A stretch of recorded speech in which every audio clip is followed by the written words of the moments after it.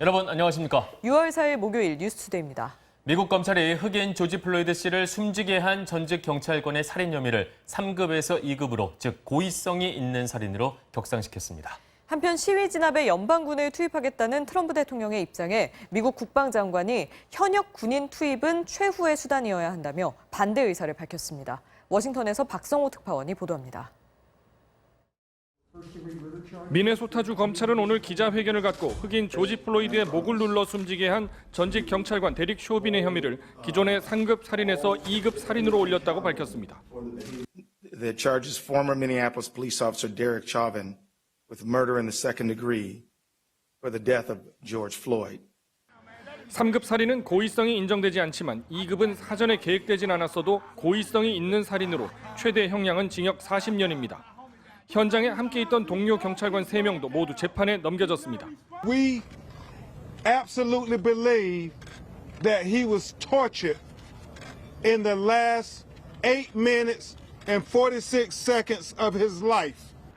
플로이드 사망에 항의하는 시위가 전국적으로 확산되면서 트럼프 대통령이 진압 과정에 연방군을 투입하려는 데 대해 국방장관이 반대 의사를 표시했습니다. 현역 군인의 투입은 최후의 수단이어야 하며 주지사의 요청 없이도 연방군을 투입할 수 있게 하는 폭동 진압법 추진에도 반대했습니다. We are not in one of those situations now. I do not support invoking the Insurrection Act. 전국적으로 통행 금지령으로 야간 집회가 제한되면서 시위는 전반적으로 차분해졌다고 미국 언론들은 평가했습니다. 워싱턴 DC의 의사당 앞 경찰관들은 무릎을 꿇고 시위대 지지 의사를 나타내기도 했습니다.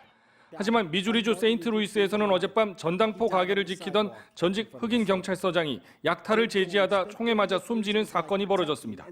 워싱턴에서 MBC 뉴스 박성호입니다. 이탈리아가 봉쇄했던 국경을 유럽 국가들에게 다시 열고 관광객 입국을 허용했습니다. 코로나19 확산이 둔화되고 여름 휴가철이 다가오면서 다른 유럽 국가들도 국경을 개방할 계획들을 속속 내놓고 있습니다. 박선아 기자입니다. 이탈리아 로마의 공항이 모처럼 여행객들로 북적입니다. 코로나19 확산을 막기 위해 봉쇄됐던 하늘길이 다시 열린 겁니다. 개방 첫날 공항에는 가족들과 감격적인 재회를 하거나 가족들을 만나러 떠나는 사람들이 많았습니다. Vado a trovare i miei in Germania, quindi da febbraio non ho visto nessuno della mia famiglia. 지난 3월 폐쇄됐던 프랑스와의 국경도 다시 열렸고 주 4일을 오가는 고속열차 운행도 재개됐습니다. 이탈리아 정부가 현지 시간 3일부터 유럽 국가로부터의 관광객 입국과 자국민에 대한 국내 이동을 전면 허용한 겁니다. 공항과 기차역 등에서 탑승 전 체온 검사는 이뤄지지만 유럽 국가들 중 처음으로 입국자에 대한 2주간의 의무 격리는 없앴습니다. 이탈리아는 아직도 코로나19 신규 환자가 매일 300명 이상 나오고 있는 상황이어서 시기상조라는 지적도 있습니다. Ho trovato giusto riaprire tra le regioni, forse avrei aspettato a riaprire anche tra paesi esteri. 코로나19 확산세가 둔화하고 여름 휴가철이 다가오자 다른 유럽 국가들도 국경을 개방하거나 관광을 허용하는 방안을 속속 내놓고 있습니다. 벨기에는 오는 15일부터 이탈리아처럼 유럽 국가들에게 국경을 열기로 했고 독일은 같은 날부터 유럽 국가들에 대한 여행 경보를 해제하기로 결정했습니다.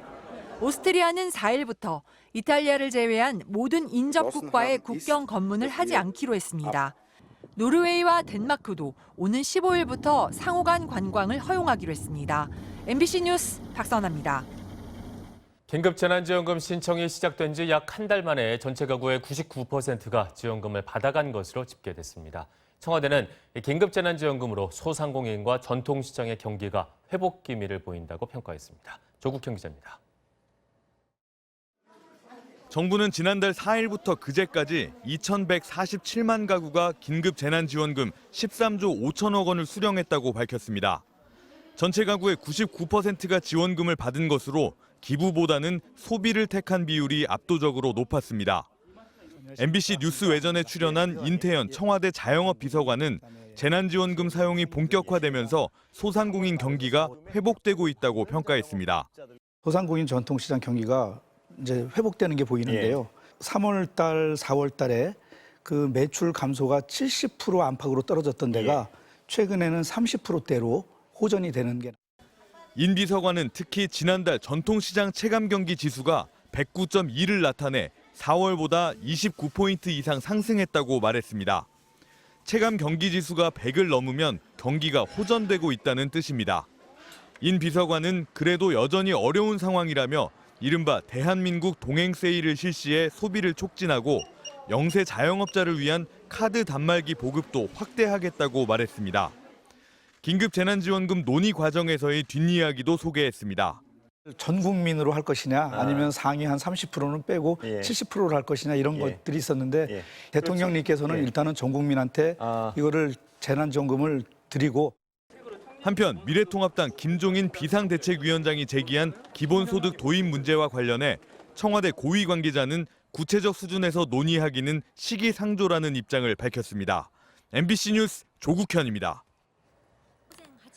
일본 도쿄에서는 어디서 왔는지 알 수 없는 사슴 한 마리가 발견돼 포획에 나선 경찰관들이 진땀을 흘렸습니다. 주민이 목격한 사슴을 쫓다가 놓친 지 하루 만에 이번에는 사슴을 한 곳으로 몬 뒤 그물망을 던져 가까스로 포획에 성공했는데요. 몸길이 1.5m 정도의 야생 수컷 사슴으로 경찰청은 사슴이 도쿄 인근 사이타마에서 온 것으로 추정했습니다. 당국은 이 사슴을 일단 인근 동물보호시설로 보냈습니다. 이시각 세계였습니다. 서울엔 이슬비가 내렸다 그쳤다를 반복하고 있습니다. 지금 보시는 것처럼 이처럼 자욱한 바다 안개가 밀려왔기 때문인데요. 가시거리로 4km에 불과하고요. 그 밖에 중부지방 곳곳으로도 아침까지 바다 안개가 영향을 줄 수 있겠습니다. 또 아직까지 대기질은 괜찮은 편인데요. 오전 동안 서쪽 지역으로는 스모그가, 대부분 지방으로는 황사가 반짝 영향을 줄 가능성도 있습니다. 한편 6월에 접어들자마자 대구와 일부 영남 지방에는 올해 첫 폭염주의보가 내려졌습니다.